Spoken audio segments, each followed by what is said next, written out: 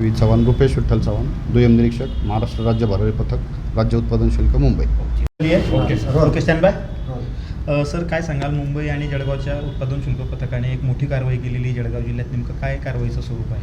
काल 25/8/2026 रोजी चोपडा तालुक्यातील एका गावी आम्ही जाऊन अवैध दारू निर्मिती कारखान्यावर छापा टाकला.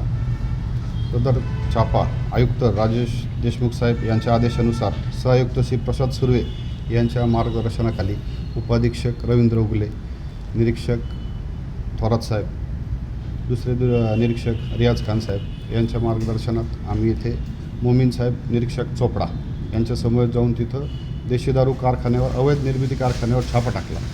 तिथे जाऊन आम्हाला विविध बनावट देशी दारू निर्मितीचे साहित्य, ब्लेंड, ते झाकणं, लेबल असे सर्व साहित्य मिळून आलं आहे. अंदाजे 18.5 लाख रुपयाचा मुद्देमाल आम्हाला त्या तिथे कव्हर झाला.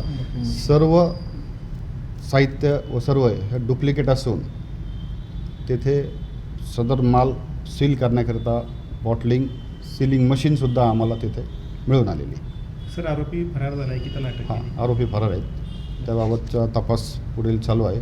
या मुद्देमालामध्ये नेमकं आपण काय काय जप्त केलं? मुद्देमालामध्ये आम्ही तयार देशी दारूचं ब्लेंड, बुचणं, लेबल, काही बॉटल्स आहेत, काही तयार माल आहे व इतर त्याला बनवण्यासाठीचं एक सिलिंग मशीन आहे, असं इतर साहित्य सर्व मिळून आलेलं आम्हाला. सर, हा जो कारखाना होता बनावट देशी दारूचा, हा मध्य प्रदेश आणि महाराष्ट्राच्या बॉर्डरवर सुरू असल्याचं आहे की 1 किलोमीटर अलीकडं काही परिसर येतो, त्या ह्याच्यात काय कळत नाही, मुळे अवतार म्हणून गाव आहे, ते 1 किलोमीटर अंतराच्या आसपास आहे ते बॉर्डरच्या. म्हणजे महाराष्ट्र हद्दीत येतं ते.